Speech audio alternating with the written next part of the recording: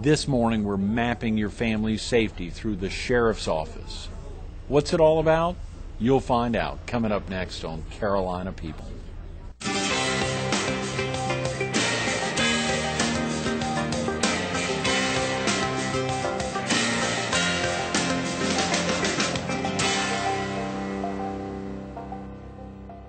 Good morning. Welcome to Carolina People. This morning we're at the Embassy Suites Resort at Kingston Plantation, home of the 13th Annual American Hardball.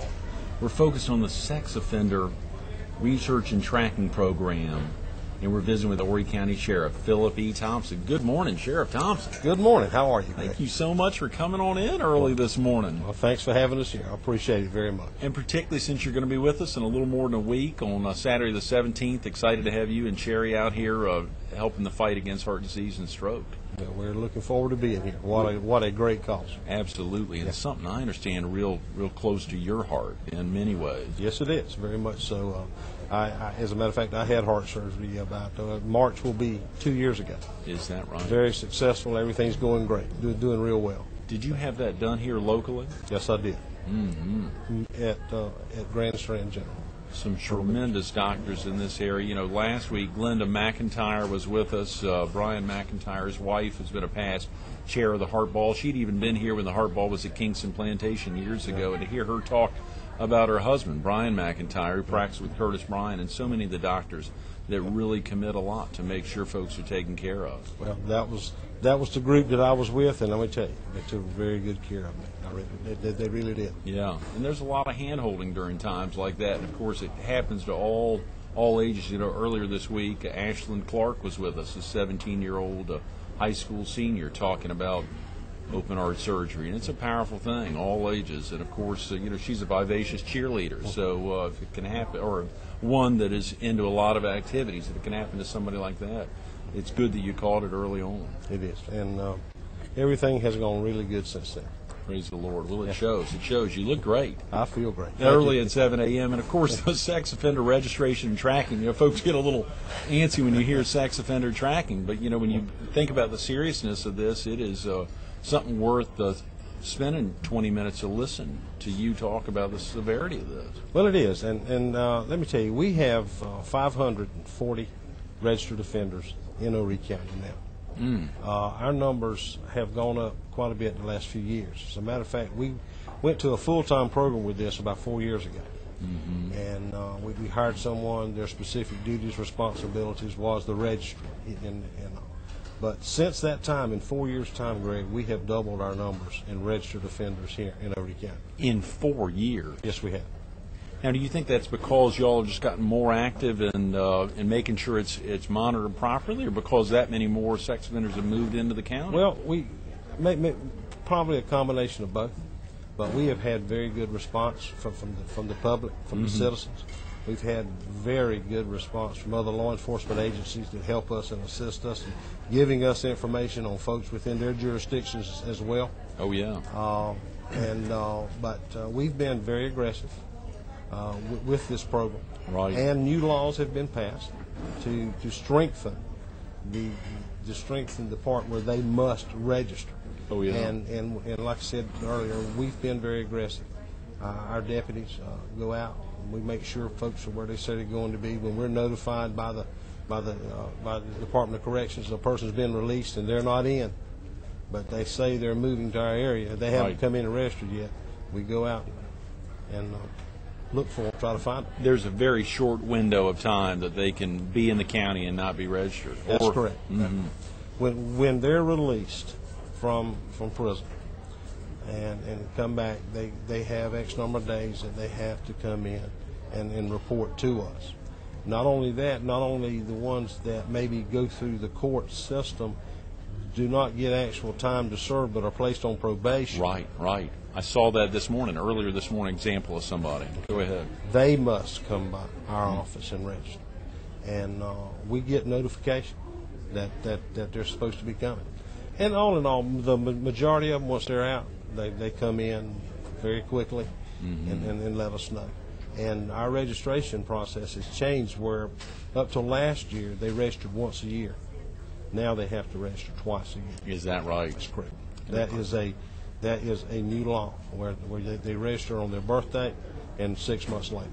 Well, I can't imagine anyone who'd potentially have a proclivity to get into a sex offense, who if hearing about this would not to steer away from that, I mean, because this is so serious. If it's not one of the biggest deterrents around, I can't imagine what's a bigger deterrent. Well, it is, and like I said, our staff, our office, this is one of our main goals or main jobs that we have to do, and we put a lot of work and a lot of man hours in this.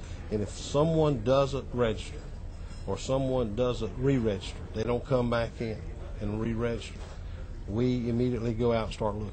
Mm-hmm. In the event we can't locate them with some certified letter, just in case we miss them. Right. If that doesn't happen, my next visit will be with an arrest warrant to take them back to jail. Wow. Boy. Very serious issues for everyone involved. If a viewer needs to get off to work now or off to school, what is a good way for, whether someone has internet access? I know you talked earlier this morning the opportunity that someone can actually be notified whether they have internet access or not by calling your office. But it's critical that folks find some way to, whether they go to the library, they go to a friend's house, they need to get on the internet to see how easy this is of all ages. Anyone needs to go in and see how easy this is, but how critical it is. What's the best way for someone to get in touch with the sheriff's office? Well, if you don't have internet access, you can call at 915-5450. Sergeant Lori Avant is our coordinator of this program.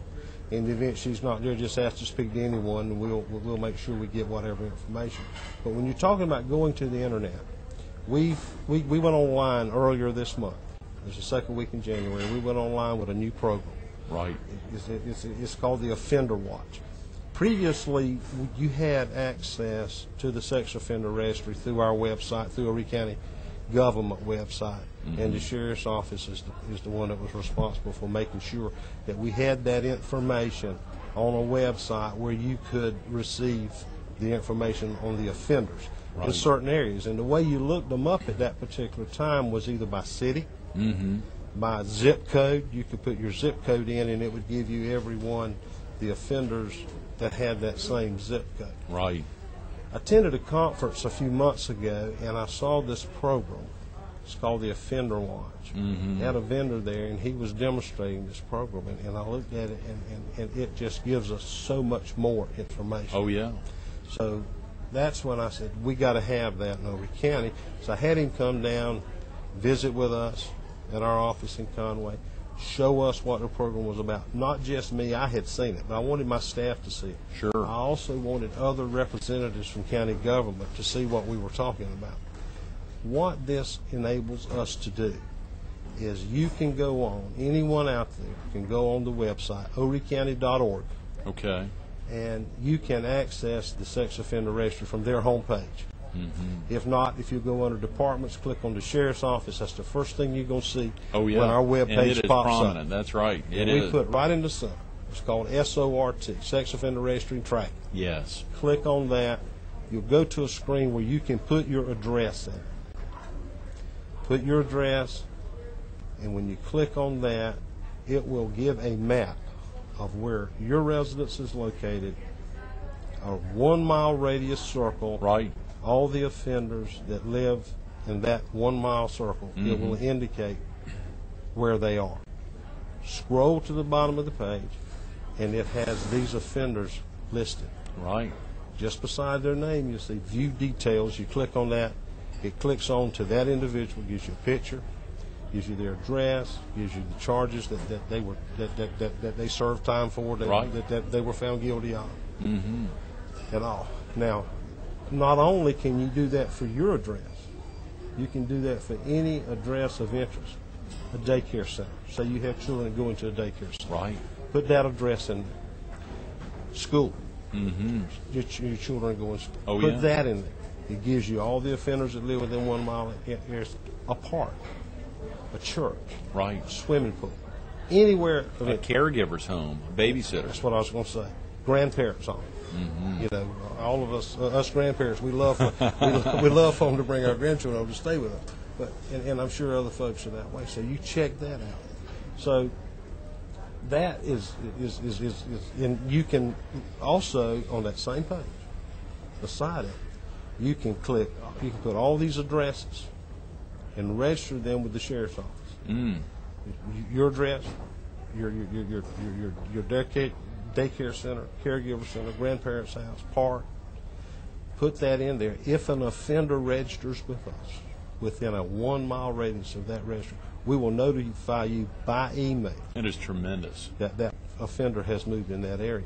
Now, if you don't have internet access, what you can do is you can call our office, ask to speak to Sergeant Avant or Paulette Carter, either one. Lori Avant or Paulette Carter. Okay. I'm sorry, Paulette Rathman. Now she was Paulette Rathman. Thank you. Or Sergeant Avant. Let them know. Give them your address. In the event, we'll put you in our system. In the event an offender moves in, we will send you a letter notifying you. And that's simply the 843-915-5450. That's correct. 5450. And the great thing is, for our viewers in the PD or southeastern North Carolina, they may not be calling this office, but they can call their local sheriff's office. That's correct. All sheriff's offices in the state of South Carolina monitor and are responsible for the sex offender registry in their counties. Now, there's only 2 of us that have this offender watch program in the state right now. Is that right? Yes, that's correct. We're the second person to go aboard with this. Other ones will be coming. I feel very sure that they will, because it's such a great program. It is. And, of course, folks wouldn't want to visit that. I know that earlier this morning as I was researching, I was seeing some of it get popped up, the watchsystems.com/SC/ORI, and to see it pop up right there. But, of course, even better to go through the county government site, to go through it to oricounty.org and to click on departments and click on sheriff, and you're right there. Another issue I want to bring up while we're talking about it is the mapping. Oh, yeah. Okay, like I said, this was a few months ago I first saw the program, but when we went, once we had them down for their presentation here, right, and we decided to go with them. So we didn't go live, but we were working with the system. We were having a problem with our mapping. Horry County is experiencing such growth. Oh, golly! We're building new subdivisions, new roads and things. For the other mapping agencies to keep up with the exact location, we were having a lot of problems. Right.